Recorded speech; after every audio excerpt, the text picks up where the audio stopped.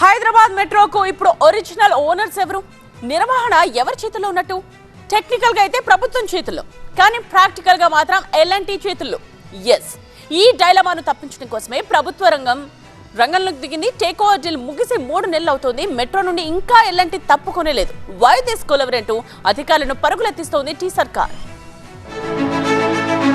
ఆరునూరైన future సిటీకి metro నడిపి తీరుతామనే కంకణం కట్టుకున్న కాంగ్రెస్ ప్రభుత్వం ఆ దిశగా దూకుడు పెంచింది. మెట్రోను ఎట్టి పరిస్థితుల్లోనూ మార్చిలోగా టేక్ ఓవర్ చేయాలి.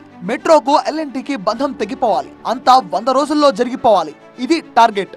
హైదరాబాద్ మెట్రో ఫేజ్ 2లో ఫ్యూచర్ సిటీని చేర్చుకొని మీ సపోర్ట్ కావాల్సిందే అంటూ ఇటీవలే కేంద్రం దగ్గర ప్రతిపాదన పెట్టింది రేవంత్ సర్కార్. కానీ ప్రభుత్వమే మెట్రోను నడపాలి అన్న షరతు అడ్డం పడి మెట్రో విస్తరణ ప్రశ్నార్థకంగా మారింది. అందుకే యుద్ధ ప్రాతిపదికన ముందుకు కదిలి మెట్రో నుంచి ఎల్ఎన్టీని తప్పించి whole and soul metro management ను తమ చేతుల్లోకి తీసుకుంది తెలంగాణ సర్కార్. ఈ విధంగా మెట్రో సెకండ్ ఫేజ్ కి లైన్ క్లియర్ అయినట్టే. కానీ డీల్ జరిగి 3 నెలలు అవుతున్నా టేక్ ఓవర్ ప్రక్రియ ఆశించినంత వేగంగా జరగడం లేదు. అందుకే సీరియస్ గా రంగంలోకి దిగారు chief secretary Ramakrishna Rao. Take over కోసం ప్రభుత్వం ఏర్పాటు చేసిన కార్యదర్శుల కమిటీతో ఎల్ఎన్టీ అధికారులతో ఉన్నత స్థాయి సమావేశం నిర్వహించారు ప్రభుత్వ ప్రధాన కార్యదర్శి రామకృష్ణారావు. టేక్ ఓవర్ చేసే ప్రణాళికపై లోతుగా సమీక్షించారు. ఒప్పందం ప్రకారం బదలాయింపు సజావుగా జరగాలి, వేగంగా జరగాలి. ఇందుకోసం ఏం చేయాలి అనే అంశంపై 100 రోజుల యాక్షన్ ప్లాన్ సిద్ధం చేశారు.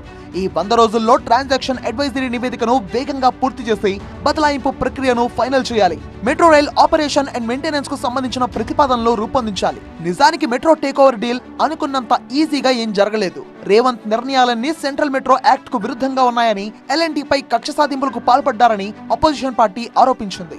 280 ఎకరాల మెట్రో భూములపై కన్నేశారని, మెట్రో ప్రాజెక్ట్ ను పొంగులేటి కంపెనీకి అప్పచెప్పడానికే ఎల్ఎన్టీని తరిమేశారని ఎలిగేషన్లు వచ్చాయి.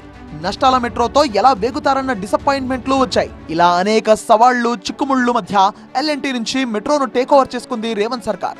వీలైనంత త్వరగా మెట్రో టేక్ ఓవర్ ను పూర్తి చేసి ఆ వెంటనే మెట్రో 2వ దశపై ముందుకు వెళ్లాలని పట్టుదలతో ఉంది రేవంత్ ప్రభుత్వం.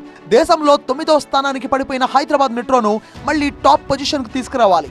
ఎల్ఎన్టీ నుంచి సంక్రమించిన 13,000 కోట్ల అప్పును తీర్చేయాలి. టేక్ ఓవర్ డీల్ ప్రకారం ఎల్ఎన్టీకి 2,000 కోట్లు అదనంగా చెల్లించాలి. భాగ్యనగర వాసులకు మాటిచ్చినట్టు మెట్రో 2వ దశను పట్టాలెక్కించాలి. ఇన్ని సవాళ్ల మధ్య మెట్రో స్టీరింగ్ ను అందుకోబోతోంది రేవంత్ ప్రభుత్వం.